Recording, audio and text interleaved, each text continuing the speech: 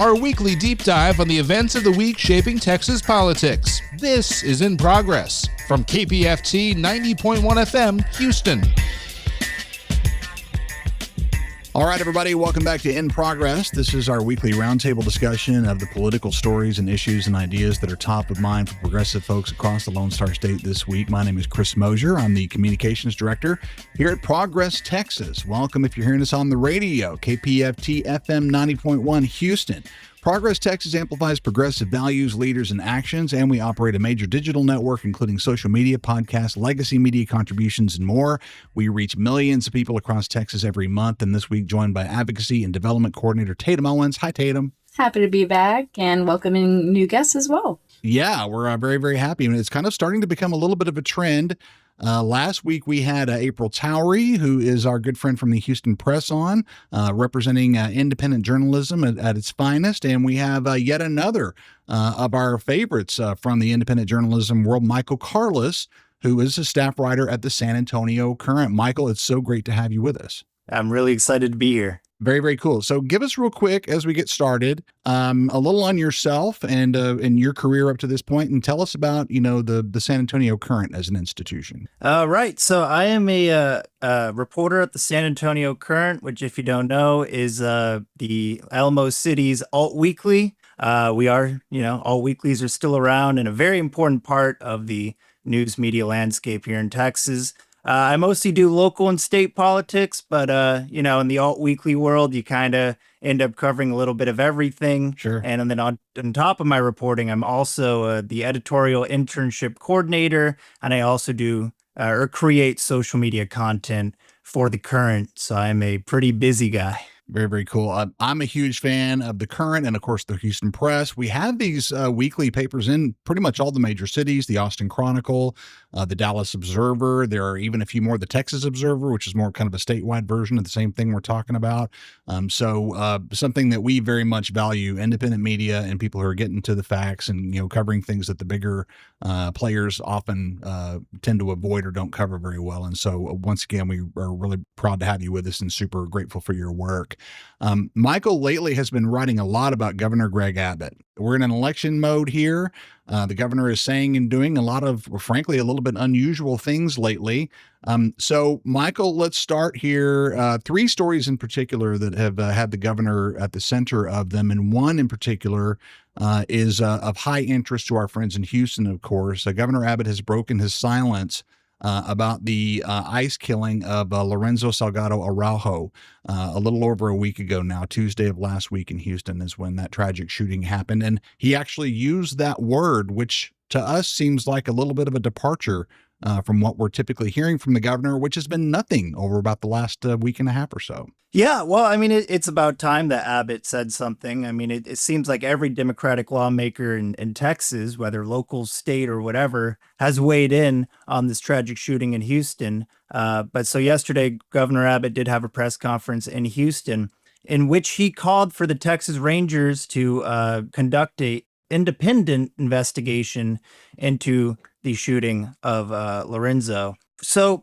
I understand some people are saying that's a departure from previous rhetoric from Abbott, but it's a little more than that, right? I mean, I think even Greg Abbott recognizes that in an election cycle, it's not politically savvy to say nothing. And then, if he were to say, oh, well, I think ICE, should have done what they did to this Mexican national. I mean, I understand, right? There's Democrats and there's Republicans, but the vast majority of people, I don't think, have that line of thinking. So it was, I guess you could say, encouraging that Governor Abbott did say, we can't be, I don't want to misquote him, but he said something along the lines of, we can't have these agents shooting people, left and right. Right. Which is positive, I guess, with all things considered. He certainly still gets in his policy talking points about still achieving immigration goals and stopping illegal immigration. But I think the point that you're getting to, or part of his quote that you're pointing to, is that that can be achieved without shooting people. I was surprised to hear him explicitly state that. As we remember with Ruben Ray Martinez, these facts come out after the fact at times. So 8 at this point in time. And this is the rhetoric that we're finally getting at this point. And of course, after a week of silence as well. So interesting to see we don't want people shot coming from Greg Abbott. I was surprised. There has been a fair amount of talk about reversals in general coming from the governor. And as Michael mentioned, not so much a reversal as a finally weighing in. I would say maybe a little bit of a reversal in that this is definitely coming as a result of some degree of pressure from largely Democratic leadership, largely coming out of Houston. Also representing the state, statewide. Do we think that the Texas Rangers are going to be capable of an actual independent investigation? I mean, how much, I will just say for me personally, I'm a little bit reluctant to put a whole lot of faith in what they will come up with. I mean, that is very much a politicized entity, for history, all the way since back to, to their beginning. They have never been super neutral. Tatum, what are your thoughts on, will we get a fair take out of them? Greg Abbott certainly thinks so. I don't know that I believe they could produce an entirely independent investigation. Michael does discuss this a bit in his article, so I'll hand it over to him in just a moment. But I mean, as you pointed out, the Texas Rangers have a fraught history with marginalized groups in the state of Texas, notably Native Americans. They helped enact a genocide. So that's just the beginning. But in terms of an independent investigation in today's age, I don't see that happening, as they're under the command of Greg Abbott. And we know that his goals don't exactly line up with protecting immigrants in the state of Texas. Yeah, just to build upon that, I mean, I think it's important for people to remember that the Texas Rangers are a division of the Department of Public Safety. Right. And obviously that worries me a bit, because I'm based out of San Antonio, and I remember reporting on DPS's handling an investigation at Uvalde, right? So, and I'll be honest, I didn't grow up in Texas. I didn't go to high school in Texas, but since moving here and since reporting on local and state politics, I think I've come to the conclusion that there's very few entities in Texas that are actually independent of the political machine in Austin. So, I mean, I'm hopeful, but I'm not optimistic. Absolutely. We've also seen coming out of Harris County DA Sean Tier that he intends to pursue his own line of investigation. So it will be interesting to compare and contrast those. If we do actually get a report from the Texas Rangers and also one from the DA's office there in Harris County, how they resemble each other or diverge from each other will be very interesting to see. Continuing along with Governor Abbott, Michael, story 2 that we wanted to hit with you today is a criticism that he has received upon the anniversary of the injury that he suffered back in 1984 that rendered him paralyzed from the waist down. That's why he's in a wheelchair. I do want to be super, super careful here and say that we would never, ever besmirch anyone based on the fact that they happen to, live with a disability. And I find that super distasteful. Any jokes or nicknames that would be directed at the governor over that, to me, are very much not in line and should not be happening in civilized conversation. But the fact of the matter is, the governor has, during his time as an elected official in Texas, done a fair amount to stop other people from enjoying the benefits that he himself enjoys currently to this day from legal decisions that were made around that injury back in 1984. Michael, would you bring us up to speed? A lot of people don't really know this story very intimately in terms of, what happened to the governor. Yeah. So just to reemphasize, I would never, in my publication, would never wish harm upon anyone, right? Clearly. But this story is interesting because, in case you didn't know, in 1984, Governor Abbott was a young man out for a jog in Houston after a thunderstorm, and a tree fell on him. Mm-hmm. And that's how he ended up paralyzed from the waist down. But it's what happened after that, which is interesting. So he sued the homeowner and the tree trimming service that I guess that homeowner had a contract for negligence. And he managed to get out a 6-figure tax-free payout every year for the rest of his life. To this day. Yeah, to this day and for the days to come, right? So he made this Twitter post kind of marking the anniversary of this incident, and he said he has a spine of steel. It was kind of a campaign tactic, right? Sure. To say, I'm this Iron Man and I'm going to keep representing the people of Texas. But what people in Texas remembered was that when Abbott was on the Supreme Court and when he was Attorney General, he actually made it basically impossible for victims of similar incidents to get the same payout he received. So, it's something to remember. I mean, I think it's a valid criticism.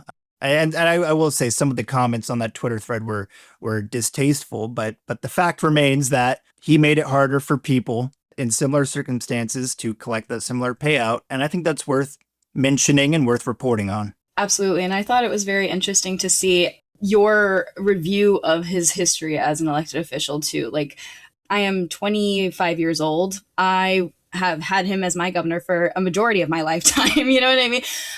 Very close to a majority of my lifetime. So I did not exist for a lot of his legacy in the state of Texas. And I think that speaks further to the fact that it's so disheartening that he could be a disability rights advocate in this way. It is part of his persona. It is inextricably linked for many like me to the way that he presents to the public. And so for him to have actively done harm, stripped opportunities for other disabled Texans, it's just extremely ironic, which I think we all are able to see in his post and the comments available there. Absolutely. The governor has, should he become the governor again, coming up in November, will set a new record for Texas at that point, if he doesn't already have the record. I'm not exactly sure about that. Michael, do you know, does he own the record now for longest term in Texas governor?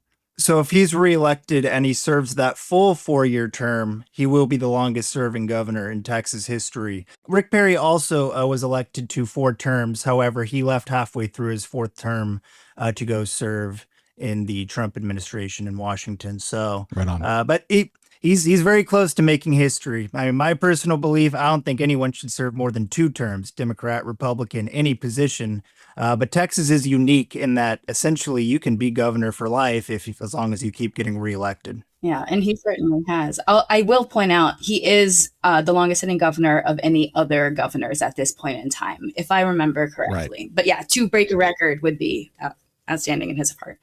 I believe that is correct. There's certainly a lot of maneuvering going on right now. We're absolutely in a little bit of a strange moment for Governor Abbott, as we've talked about, just because he's running for office again. And there seems to be not a whole lot really, in his record to really be super proud about, at least, from our perspective, for sure. An overemphasis on the immigration issue in terms of, what seems to me like an attempt to, stoke xenophobia, which is something that, is very much an old page from the GOP playbook, leads us to the third story that Michael has written about Governor Abbott lately. The fact that he is making a really big deal out of what they call birth tourism. And this is the notion that people who are not U.S. citizens would travel to the United States, a pregnant person would travel to the United States and have their baby on U.S. soil for the express purpose of that baby being bestowed automatically with U.S. citizenship. And of course, the subtext to all of this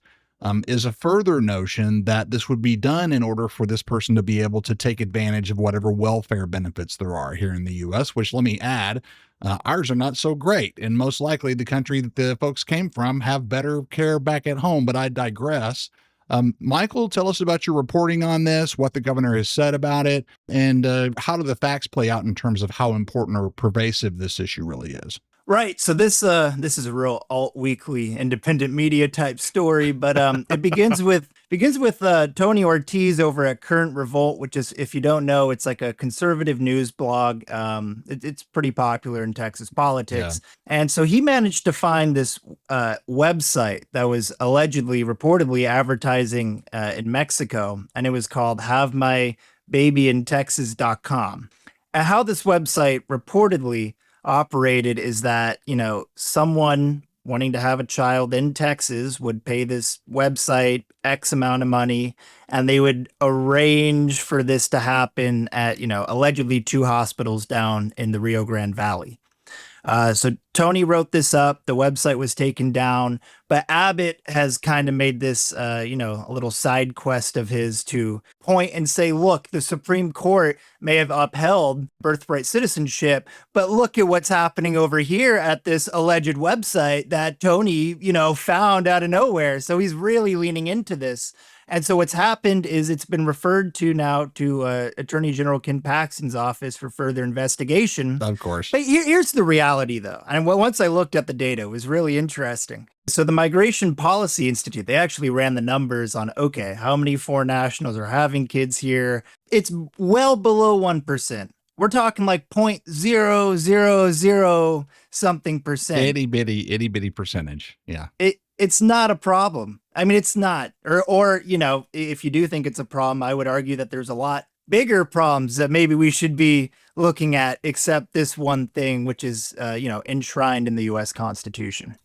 I couldn't help but think about the premise of why people move to Texas inherent in this. Also, having a baby in Texas, that website domain is wild. A lot of people don't want to do that. It is a scary state to be a pregnant person. I'll just say that. Yeah. It's very true. Even with now this let's be fair. Let's be fair to Governor Abbott and admit this is something that does happen. It happens very, very, very rarely, but it does happen. And so I got curious as to what happens to the babies typically. What are the usual typical outcomes from a baby whose mother comes to the U.S. and has the baby here for this purpose?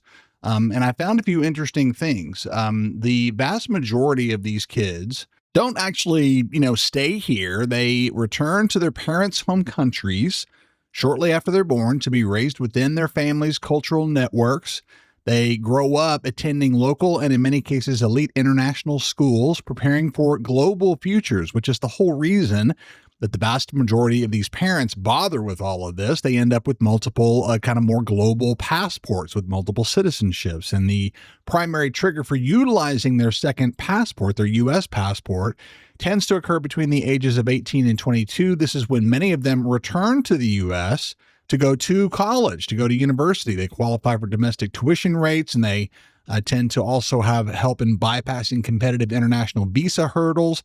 Once they're done with college, they end up as what you would call highly mobile global citizens.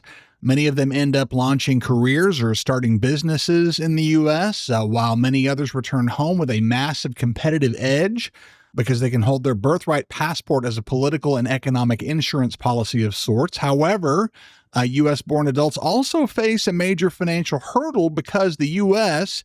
is one of, I believe, only 2 countries that enforces citizenship-based taxation on global income.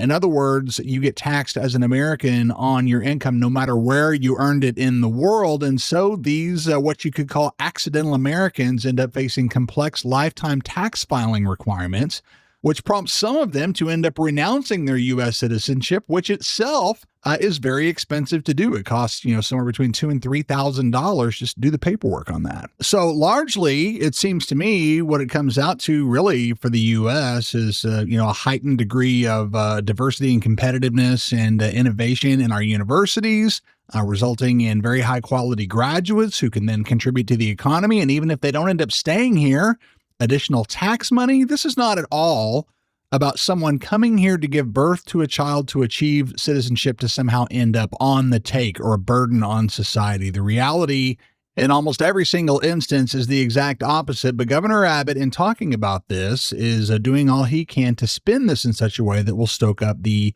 xenophobia of the Republican base out there. That is the ultimate goal for him. The incentive that I've heard of from my international friends, in case you didn't know, I recently just finished grad school at UT Austin, which is right. There's a lot of international students there. So you got a lot of, Sure. Really, UT Austin is the crown jewel and probably the best thing about Texas in that it attracts international talent and then they stay and work here. And so, but what I found was interesting is that, I was having a friend with a colleague who's from Turkey, and he said, we had a conversation about this one time. And he said, yeah, it happens, but it's not even really about the welfare. It's about having a U.S. passport.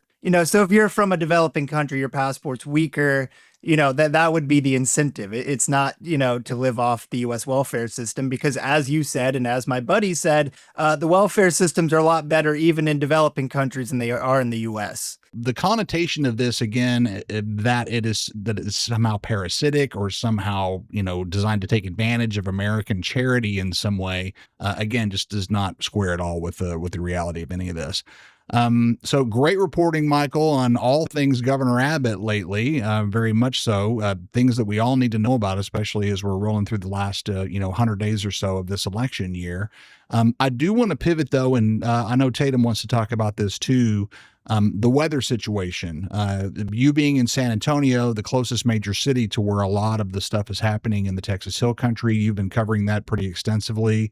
I'm curious to hear what your thoughts are in terms of what you're seeing in terms of response and in terms of the engagement from elected officials and from, municipal and county sort of officials. Do you think anything's been learned from last year's flood? Do you feel like they are kind of more on the ball perhaps this time than they were last time, or what do you think? This has definitely been something I've been keeping a close eye on the last 2 days. And I will tell you what I know as of, noontime on Thursday, because this is a developing situation. Right. But, I'm getting reports, I'm getting news wires about significant flooding out in Bernie, which is an exurb of San Antonio. Right. And then, in case you haven't seen, there's some pretty alarming reports out of Kerrville and the Hill Country. Once again, it's hard to say right now if the state learned anything from last year because the response is ongoing. But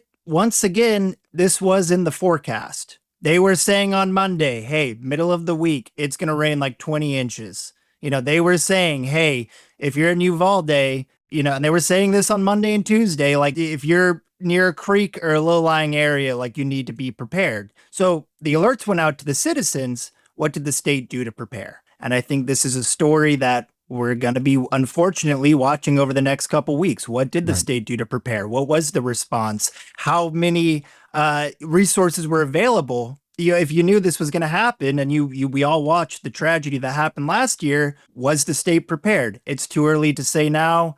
But have me on in 2 weeks, and I'm sure I'll give you some pretty sharp commentary on that. We'll be glad to do that for sure. Michael, I know you said you're not from San Antonio. I am. And so I was really interested to hear from the perspective of the San Antonio Current and yourself today. I'll put myself in the context of where myself and so many other San Antonioans and people in Central Texas existed, which is a state of travesty. And so between the July 4th floods and also Winter Storm Uri and Hurricane Harvey, there are increasing climate disasters that have occurred across our state that have become traumatic events. And so I was really glad to see your reporting on this that made an attempt not to fearmonger, but also provide a realistic view of what is currently ongoing. So definitely 2 weeks from now, we'll see what the response has looked like. The social media of it all is interesting. I'll also note, as the July 4th floods showed last year, there was AI videos that went around.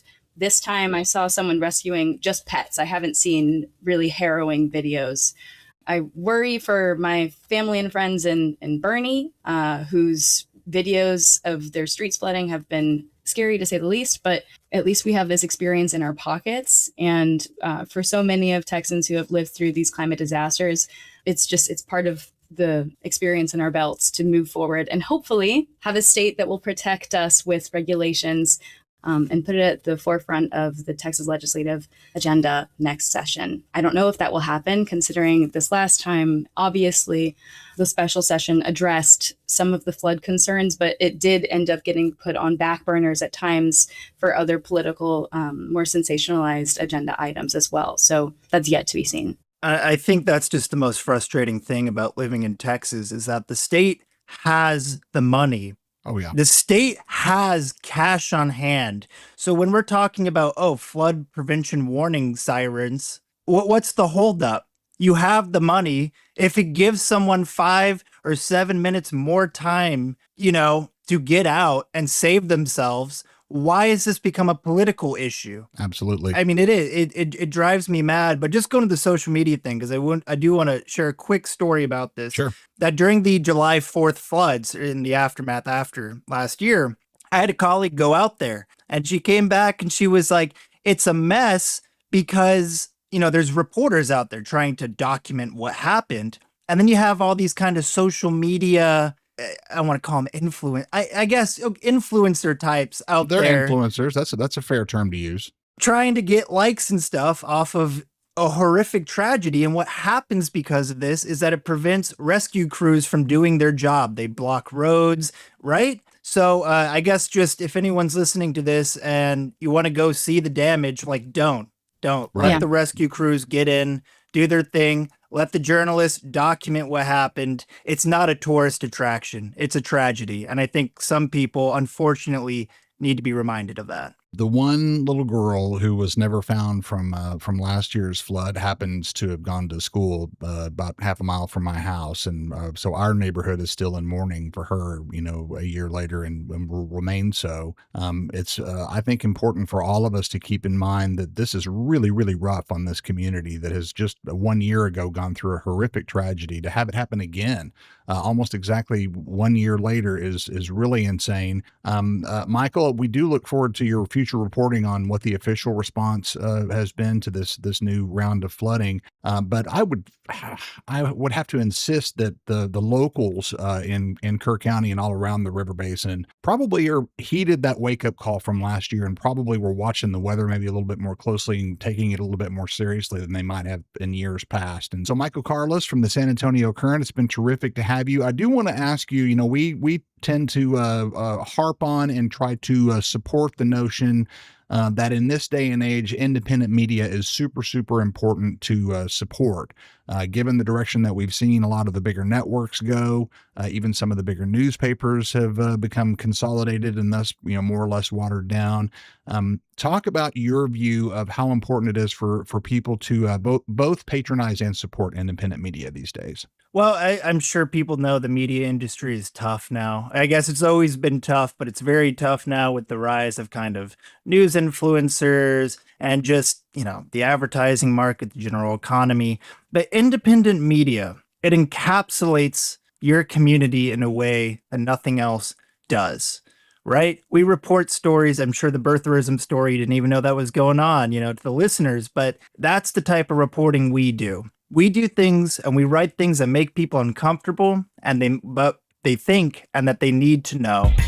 Super glad to have you, Michael. Thank you for that. Whether you're in Houston for our KPFT listeners, or Dallas or Austin or anywhere else in the state of Texas, please support your independent media. And certainly if you're in San Antonio, at the San Antonio Current. Glad to have you on today, Michael. Yeah, thanks so much. Absolutely. Good talk. Progress Texas amplifies progressive values, leaders, and actions. While campaigns come and go, we're the permanent home for progressive media in action in the Lone Star State. Radio listeners, if you missed any of our shows today, you're in luck. It will be back on again as a repeat on Sunday on KPFT HD2. That happens every Sunday morning at 11. More information on the radio station at kpft.org. More information on the San Antonio Current at sacurrent.com. And you can find out more about Progress Texas at progresstexas.org.